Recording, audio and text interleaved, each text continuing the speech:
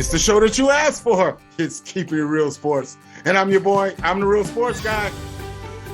And I'm the same man, Andy Sanzata.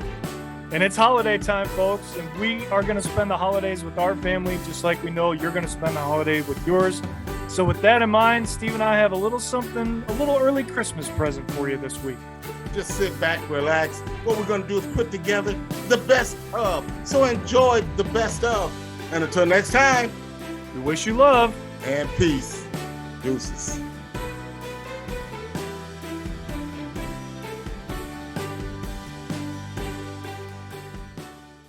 I mean, that was just insane. But that, to me, was the most complete game they've played all season. They have to play again like that in order to get past that team up north and get to the Big Ten championship. Once they get to the Big Ten championship, Steve, I think it's a lock that they win it and they get to the playoff. Yeah, that's going to be big. That is going to be big, man. Man, we got so much to talk about, man. Hey, man, let's get into the hurry up, man. And let's get into fight night last Saturday. I mean, man, oh my gosh, man, give me your thoughts on the heavyweight championship fight. The welterweight championship fight. Yeah, well, if anybody that doesn't know boxing watched that fight, they would have thought it was a heavyweight fight. It was an outstanding fight, no question about it. The Cleveland native, Sean Porter, gave him everything he could, but ultimately what happened is what we said would happen, which is Bud Crawford won the fight, and he ended up knocking him out in the 10th round, which might have been a surprise to some, but not to us. Like you said, Steve, he's pound for pound the best boxer. We're going to take a look at some of the highlights here as we incorporate a new feature here on the show. We're going to try to give you a little bit more visual as much as we can. Trying to. YouTube gets through all these stupid ads that they keep throwing in there, but here you go. So you've got Crawford in the black and white trunks. You've got Porter in the all black trunks. And there's the knockout right there. And, you were telling me you were watching the fight with your wife and you told her, Porter's got to play to that uppercut. It was the uppercut. And the footwork for me, what, as you see here, you're going to see here on the second knockdown, right here. I mean, Bud Crawford, he's starting to overpower the opponent right here. Look at the footwork on the outside, man. And then you just watch, man. Look at the uppercut, the overhand right. It's just too much for him right now. And you see Kenny Porter come up to the ring, and he kind of shuts everything down and says, "Hey, look, man, enough is enough. We need to go ahead and stop this fight, man." And I totally get it, man, because it wasn't the punishment that he took. It was the punishment that he was getting ready to take, man. Yeah, and I think that's why Sean Porter didn't have a problem with, the towel being thrown in. And coincidentally, he knew that was the one fight he had to have before he was ready to shut it down. And in the press conference following the fight, he did just that. And at 34 years old, he announced his retirement.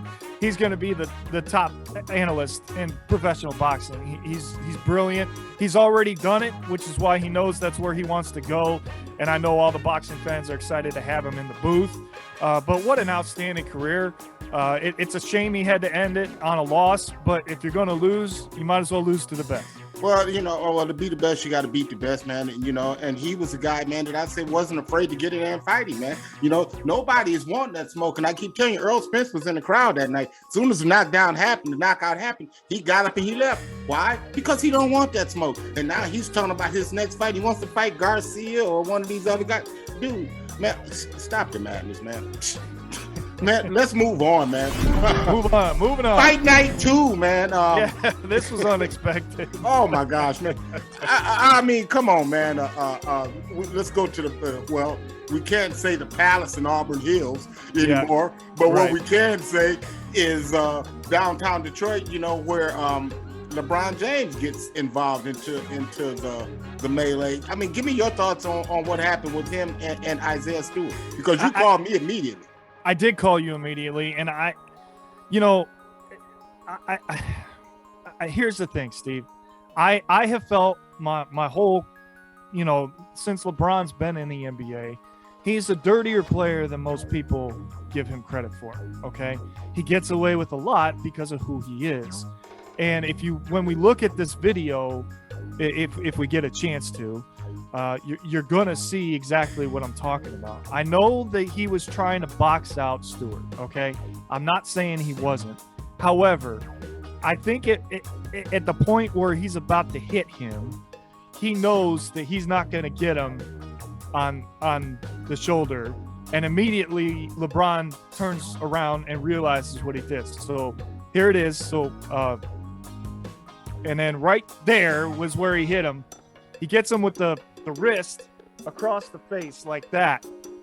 And he turned to Stewart right away. He's like, look, dude, my bad.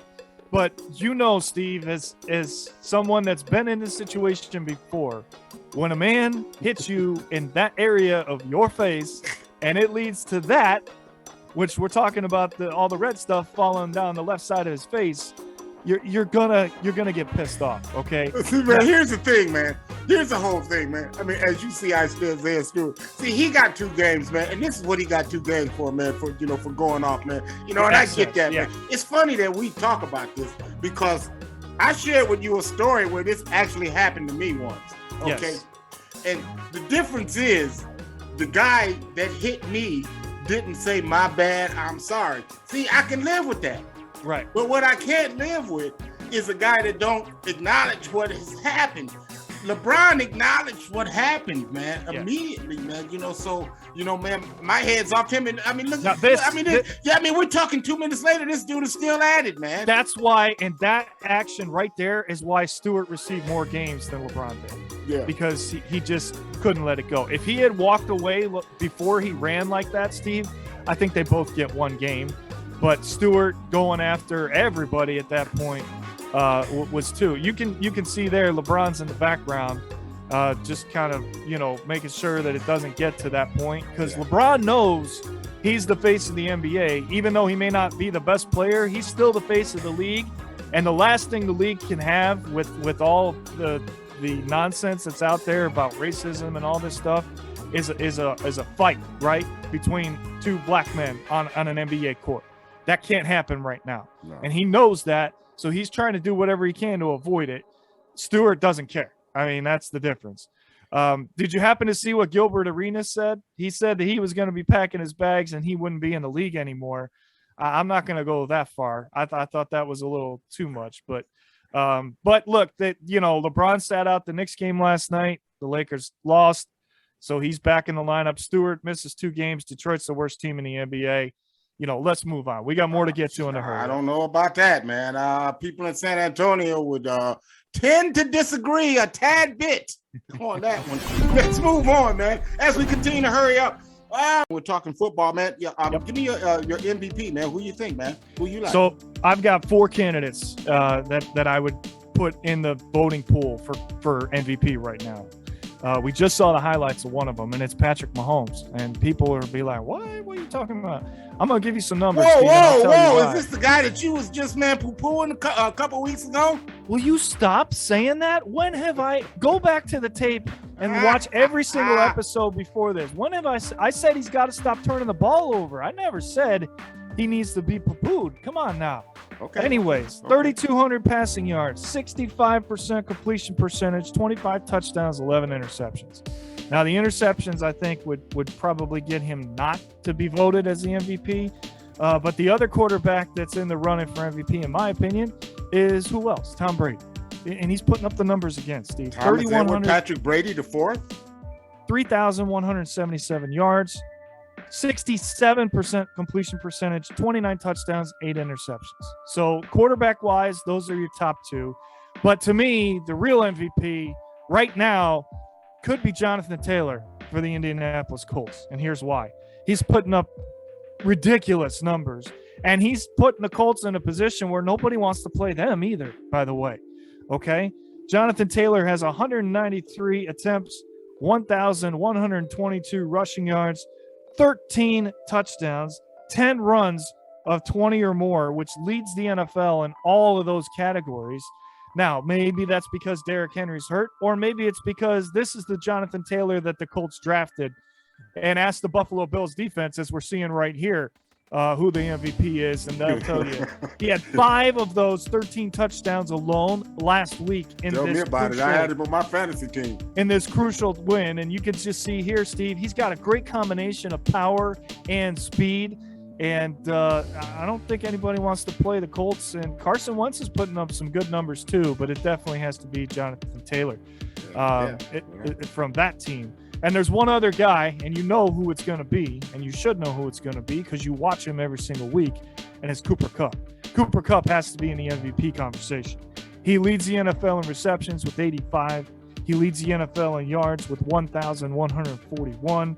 He's averaging 13.4 yards a catch, 10 touchdowns, and 17 catches of 20 or more, 5 of those of 40 or more. Nobody's touching those numbers as receiver in the NFL. So he's definitely got to be in the conversation. And I think it's going to come down to whoever puts their team in a better position playoff-wise is going to end up winning the MVP. Yeah. Good point. By North Carolina. Yeah, last night. Yeah. Just last night. That didn't bother me that much.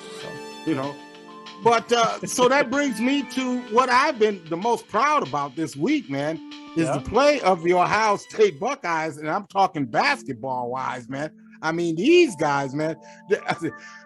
We talked about this beforehand, Andy. I said, this could get ugly.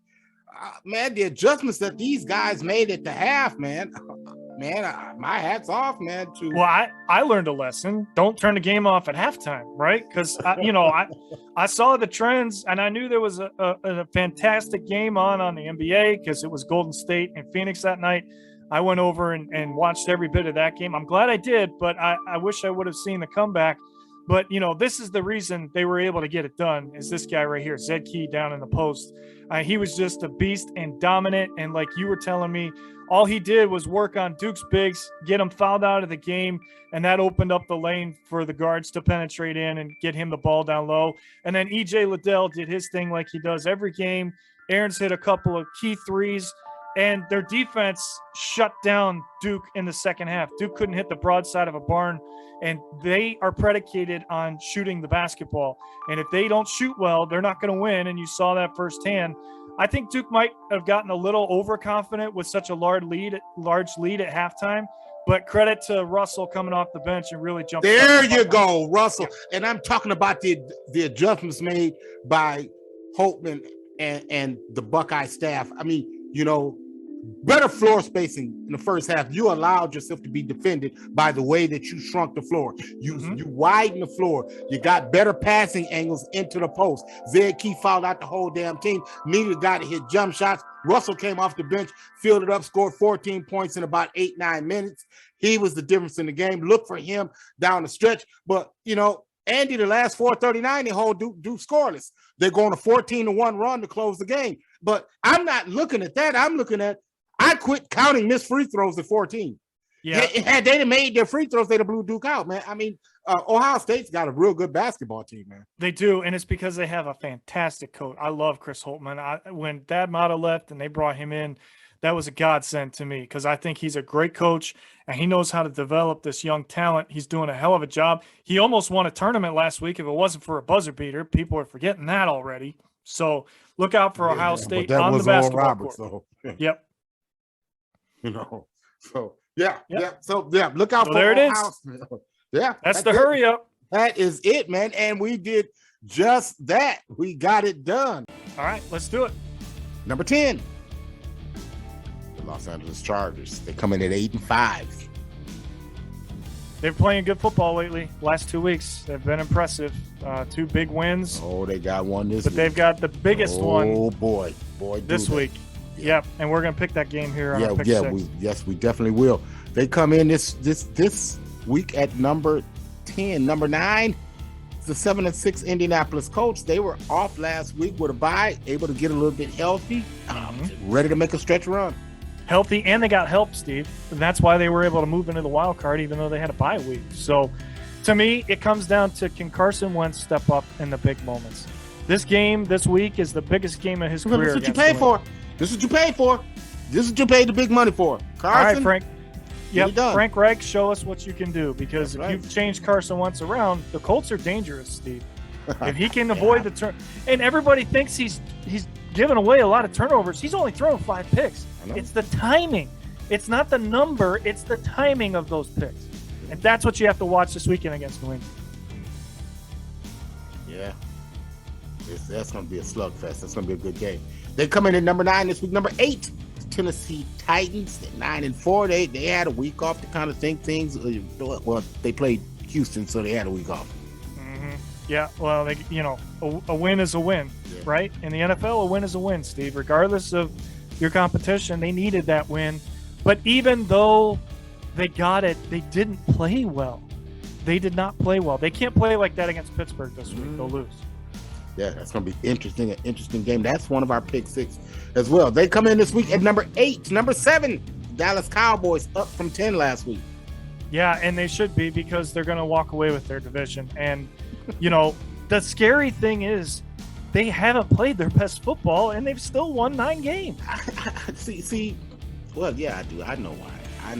I mean, but I don't know why others can't see what's going on in Dallas, what's really going on, Well, you and I see it, but, Micah Parsons has saved their season. Man, the dude is a freaking beast. He's an animal. It's a 2-man race for Defensive Player of the Year. It's him and Myles Garrett, and that's it. There's no one else in that conversation.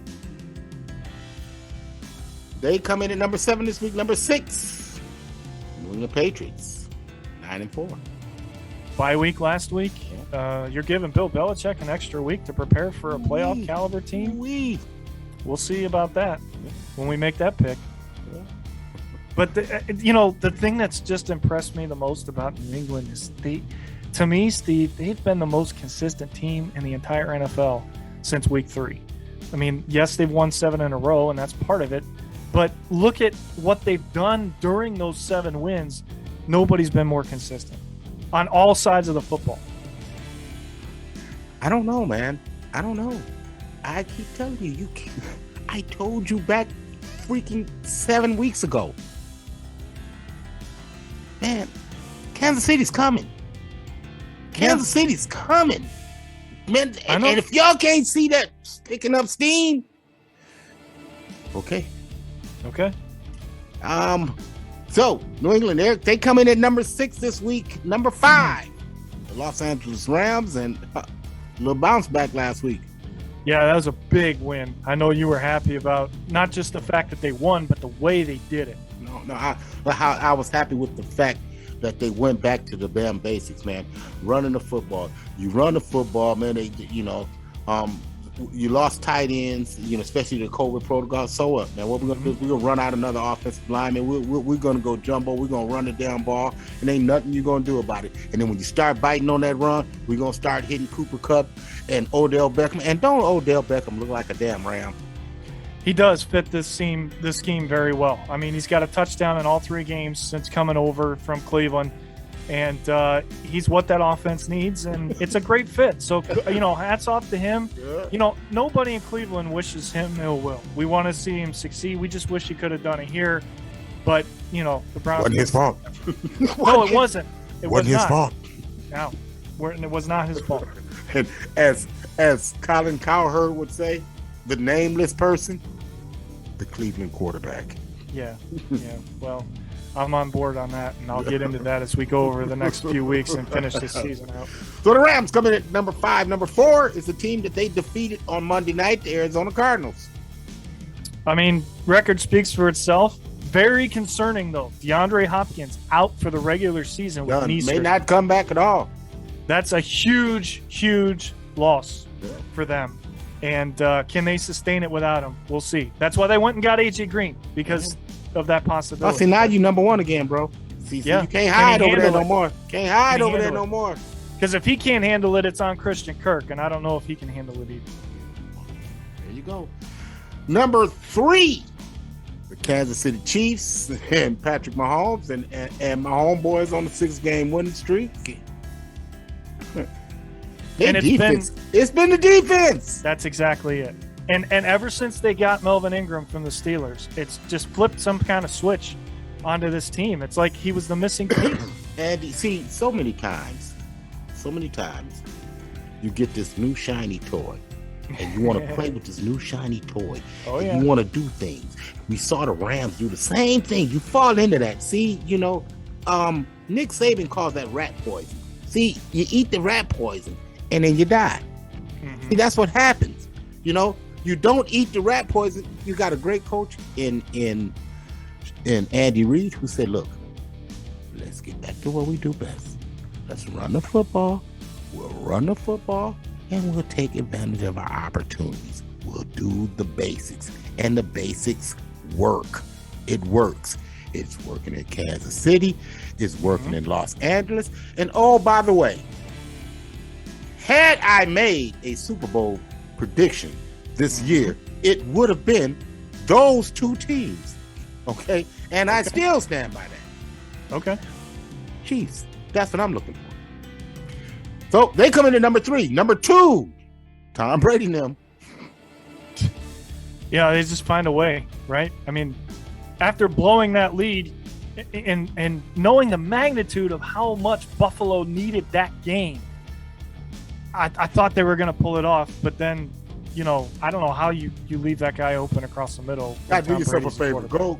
Our viewers that watch this, watch our little spin-off shows that are coming up. Andy's got one coming up. I've got one called Coach's View, where I actually broke down that game and I showed you the deficiencies of the Buffalo Bills and what New England did in a blueprint that everybody's kind of emulated. But what happened was they took their foot off their pedal off the metal. I mean, man, when you're up 27-3, it's like, okay, done deal. We checked out. Yeah, and I think if Josh Allen not got hurt, maybe it'd be a different story. Yeah, but see, that's my point, Andy. Why did he get hurt?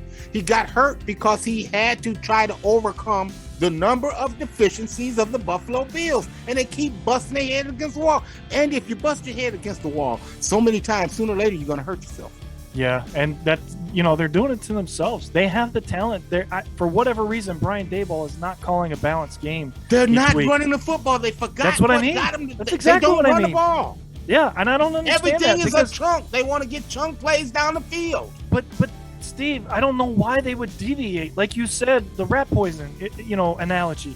They were 12-4 last year. Yeah, because and a lot of that was chunk plays, but that was based off the run because of their ability to be able to run the football. Yeah, I don't get it. And I'm backing out of Buffalo in my Super Bowl pick. Yeah. So number 2, Tom Brady and them. Number 1, the man with 2 A's in his name, Green Bay Packers. And Andy, it is what it is, man. Some things just don't change. Listen, Steve, I think he's the best quarterback in the NFL. You might not agree with that. That's fine. But find me another guy that can do what he's doing, as banged up as he is, as many distractions as he's had, and just watch him release the football. I've never seen anybody throw the football like Aaron Rodgers, ever. I'm talking about all the way back to before you and I were on this earth. Nobody has ever released the ball like him, and the accuracy is uncanny. And this team is the reason why I changed my Super Bowl pick. That would be a good reason why. The man was 2 A's in his name. Concerning that he said it hurt worse after throwing 4 touchdowns, but he's going to find a way to play through it. And they're going to be right there near the top. So, brother, that gets us to the one segment that everybody talks about, man, the sound off, man. Andy, at this point, the floor is yours. All right. Listen, I am a sports fan, even though we're broadcasters, podcasters, whatever you want to call us. You're a sports fan. Same thing. I have always respected professional athletes and what they do. I may not always agree with what they say, but I respect what they do.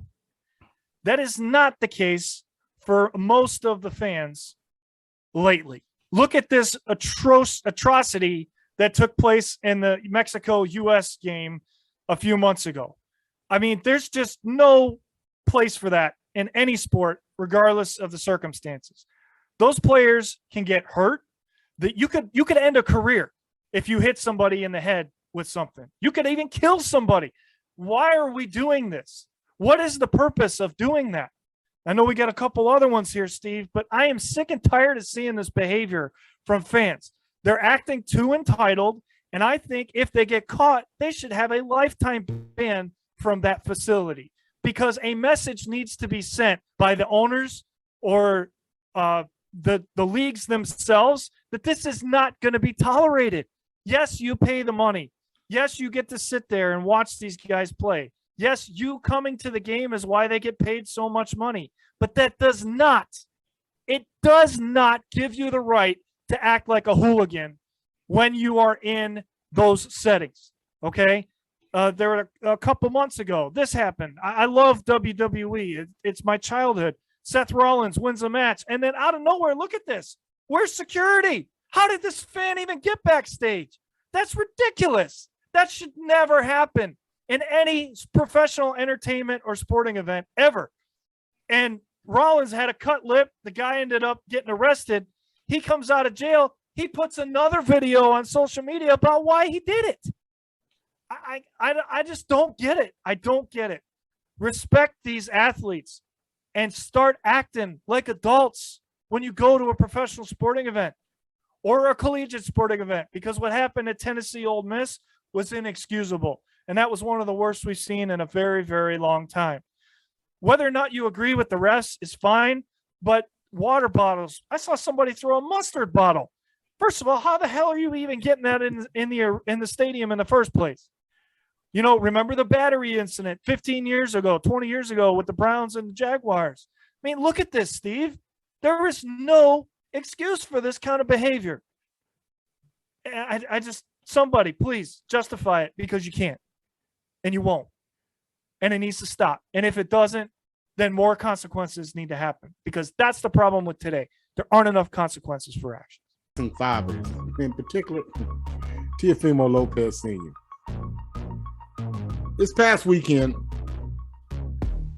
I saw Teofimo Lopez fight George Kambosos.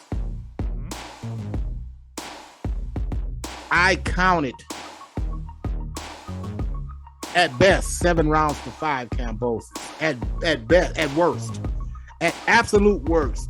Now, keep in mind, this is the same Teofimo Lopez that I call pound for pound one of the top 5 fighters. This is the same Teofimo Lopez who put together a masterful performance against Vasily Lomachenko.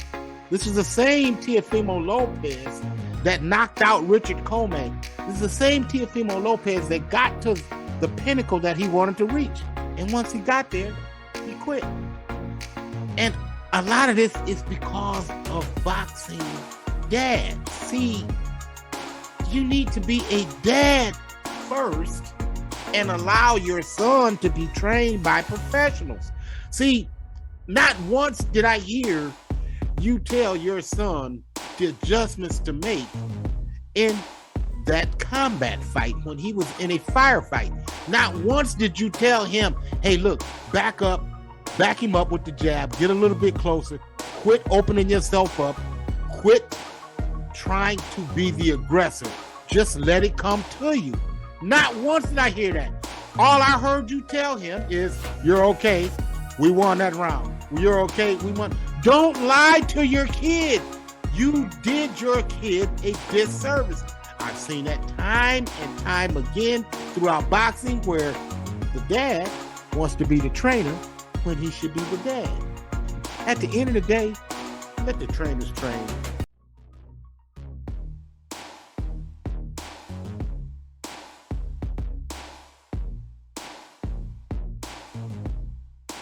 Thanks for watching the best of Keeping It Real Sports. And make sure you stay tuned, because we got new episodes coming at the beginning of the year. And as always, make sure you like and subscribe. And don't be afraid to leave a comment. The Sandman and I will always get back to you. And speaking of the Sandman, we'd like to take the time to wish you and yours a very Merry Christmas. Until next time, we wish you love and peace. Deuces.